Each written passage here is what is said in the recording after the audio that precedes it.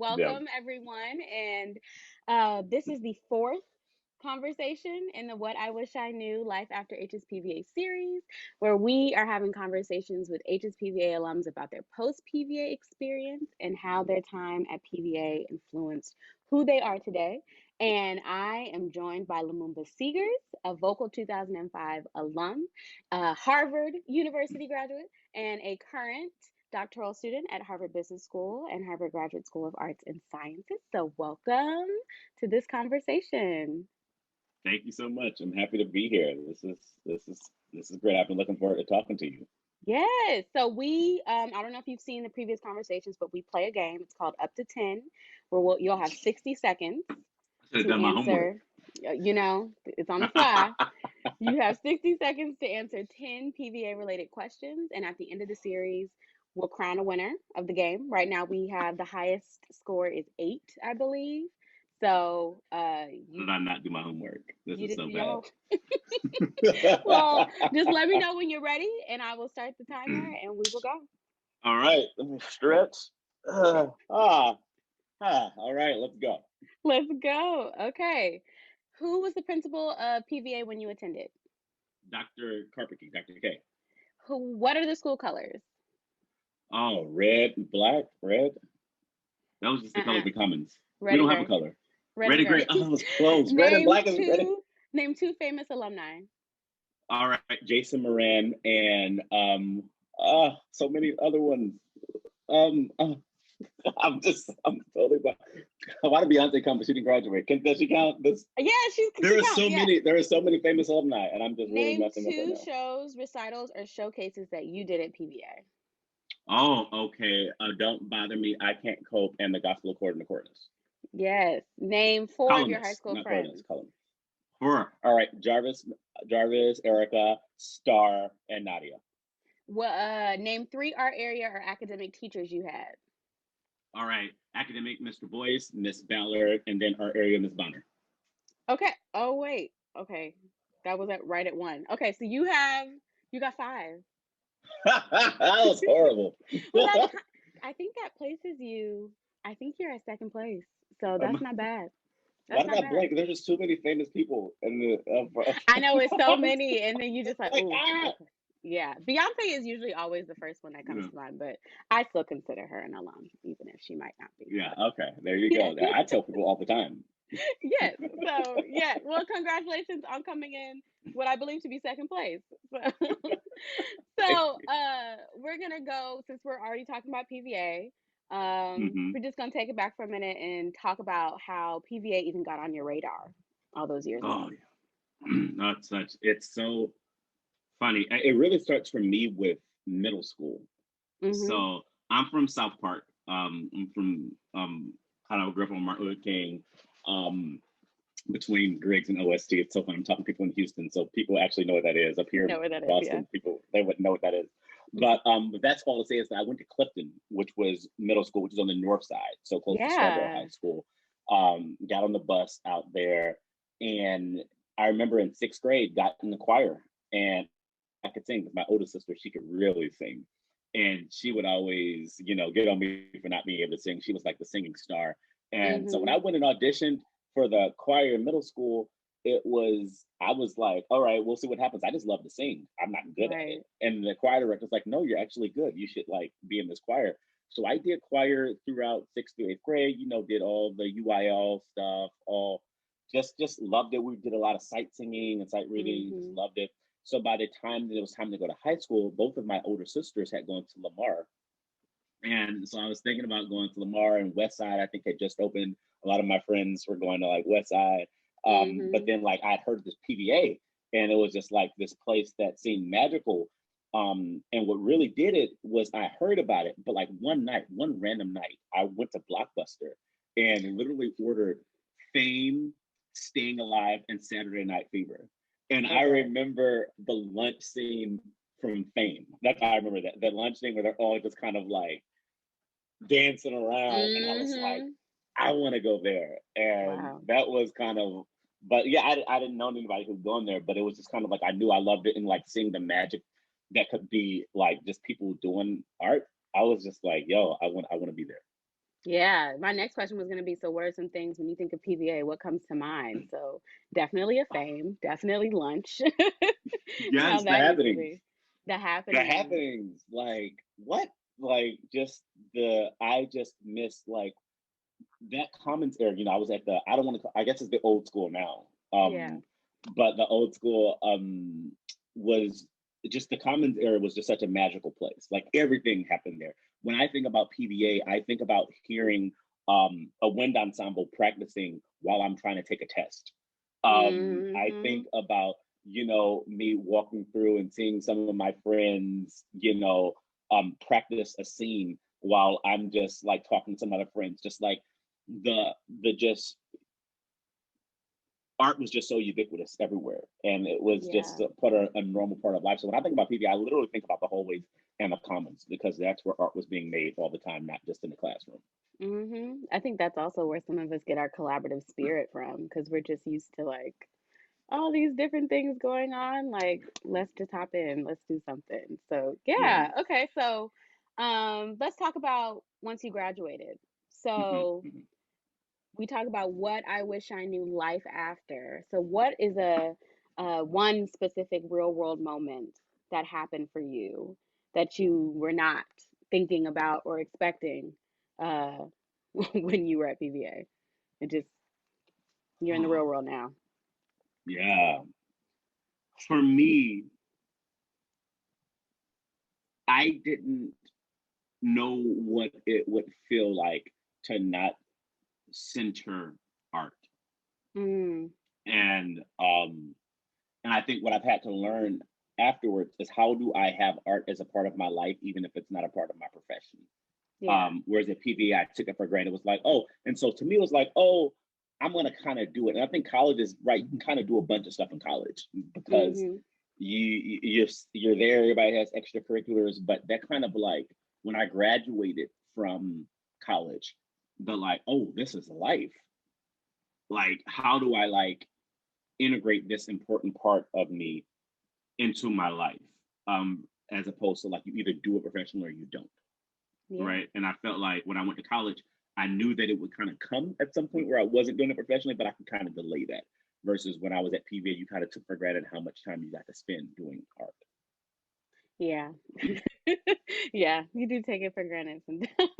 So, like, on the flip side, what is one thing that you were prepared for going into the real world that PVA kind of like helped you realize?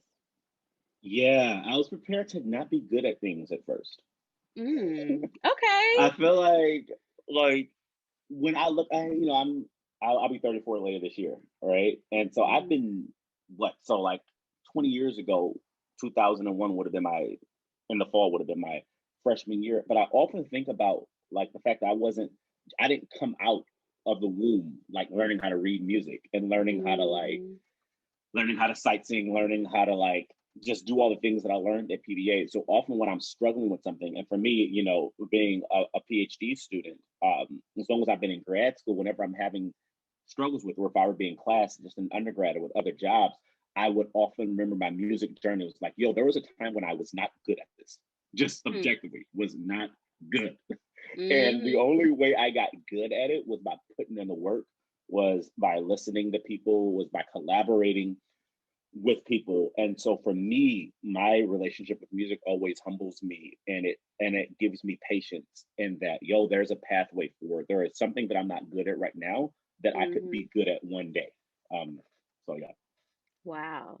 So, like, talking about the work that you do, and from some research, I see that you do still incorporate what you learned at PVA and incorporating music and stuff like that. So, how do you do that? Let's talk about what you do and how you like to still incorporate that. No, that's part of like the journey. Like I've gone Mm-hmm. so back and forth. So like just a little background. After college, after I graduated from college, I worked as a high school special ed and math teacher. Mm-hmm. Down in Atlanta. And it was literally during that time when I was like, yo, what's going on? And what am I doing? It? So I got back into like acting classes. I got a voice teacher. And then that summer I did a show and I did it full time. Then I was like, oh my God, I have to be doing that. And so I actually moved to New York to just do acting and singing full time. Wow. After teaching high school for a couple of years. And then it was when I was there and I was like, all right, the full time still is not for me. It's what I thought when I was a senior in high school. that Yeah. And then at that point it started to be like, how could I integrate it into like my life? And one thing I started doing in that year that was just that stayed with me is I started doing these story times. And story time is something that I would call it, where I kind of just play the piano and sing and kind of tell a story. And it's something that I saw Jamie Foxx doing once, where Okay. he was just kind of like doing the stories. This great bit he has with like the Brady Bunch, and he's going from like Yes. Luther Yes, I've stories. seen that He special. goes Yes. his face and he goes to Prince. Yeah. Yeah, Genius. it's such He's a a genius. great bit. He's Yeah. a genius, right? And for me, again, like what am I good at? What am I not good at? I was like, I can tell Right. stories and I can sing. I can Mhm. play the piano a little bit, but I'm not really, really, really nice. But I can kind of play the same chords and repeat something over and over. So, Make some shake. Yes. and I don't have any money, so I can't pay a band to come in and work with me. So it was like me saying, all right, I can. And so I started doing these story times, and I was like, well, I'm gonna play for myself. I'm gonna keep it simple. So I'm gonna repeat things. I'm gonna tell a story around it, so I don't have to learn the whole song. And so Oh, I started doing those in New York just as a way to kind of like get myself out there. And so when I was in grad school, at one point I was in a band fully, but then again I was like, this is taking up too much time. They were like, let's tour and stuff, and I was like, nope, came here to get a PhD. yes. And so like that was just my journey. I was like, there are a lot of Yeah. people, there are a lot of great musicians in Boston. If you want to do that, that's not my life.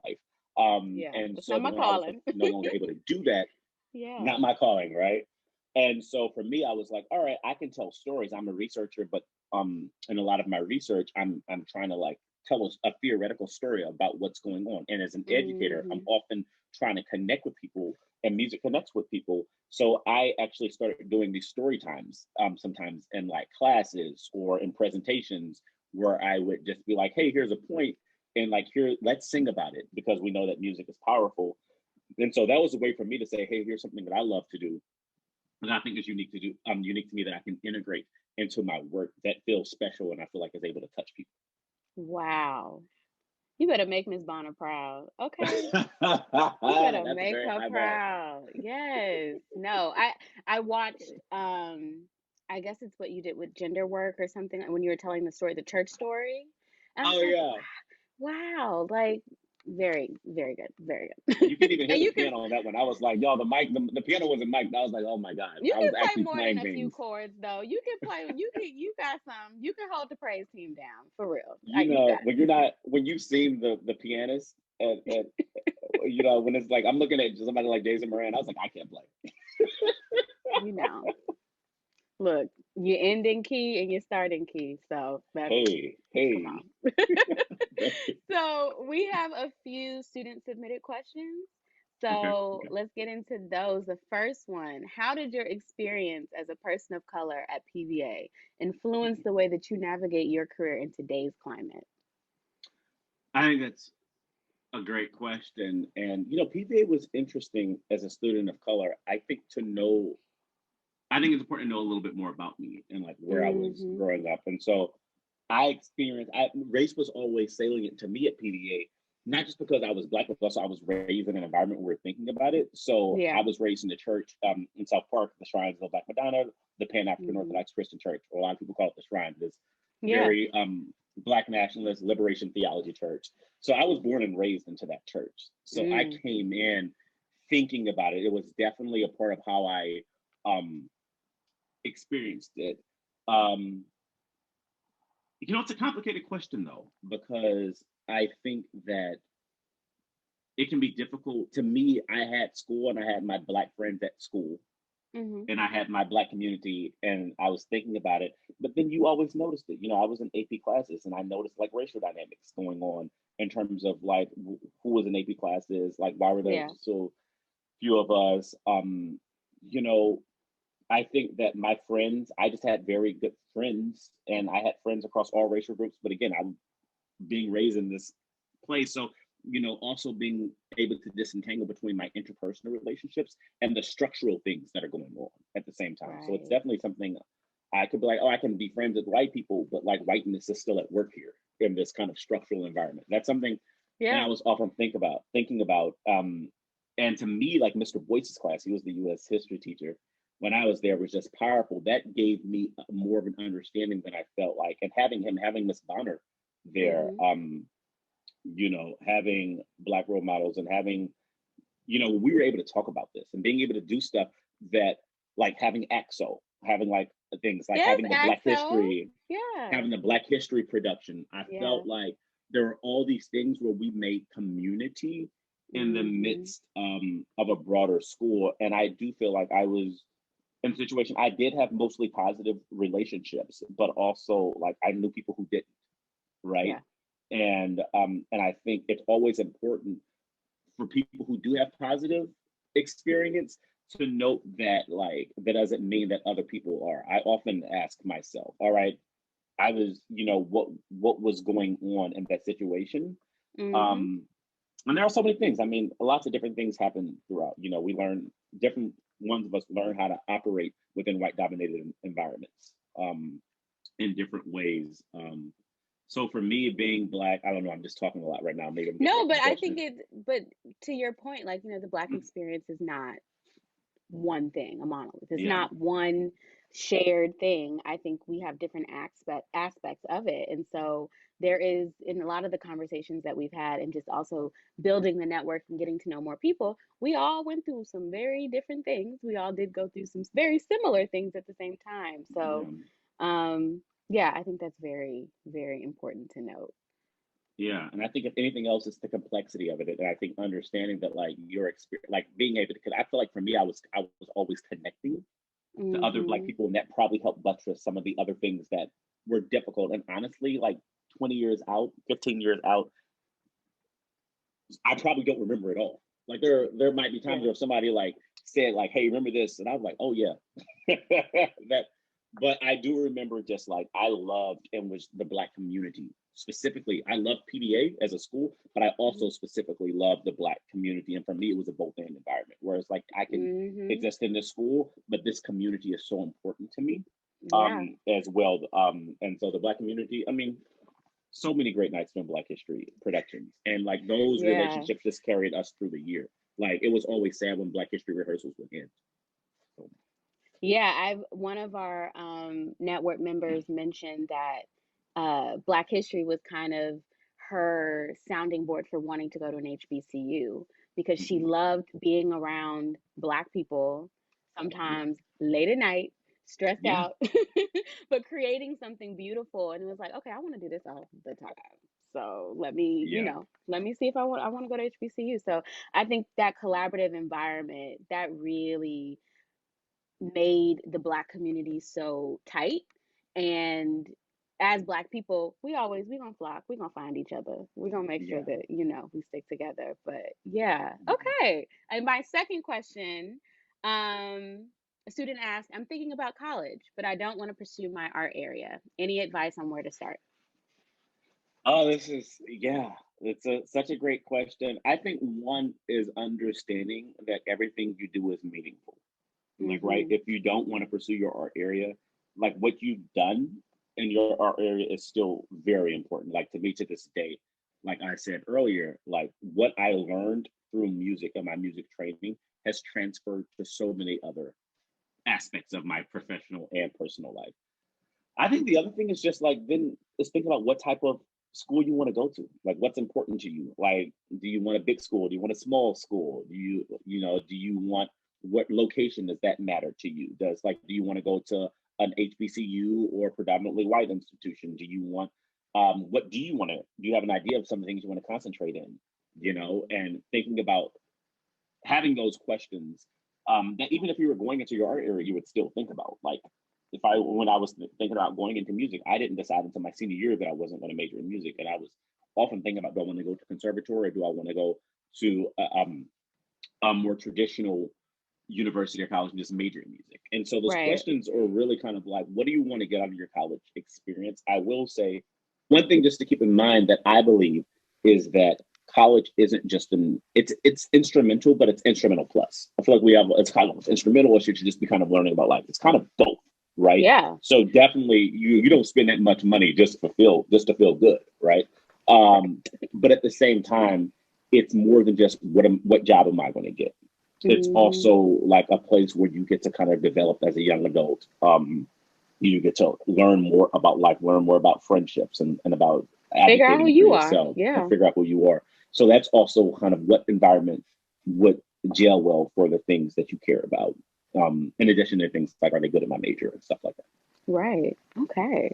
That's a good answer. I actually, oh, I don't have any more questions. Okay. Well, this has been such a pleasure getting to know more that. about you. And we thank you for spending your time with us and sharing your perspectives with the network. To the network, we have some more exciting conversations planned. So make sure that you're following us at HSPVA Black Alumni Network on all our platforms, social media platforms, so you can be updated on those next conversations. And again, thanks for joining us, and everyone be well. Thank you.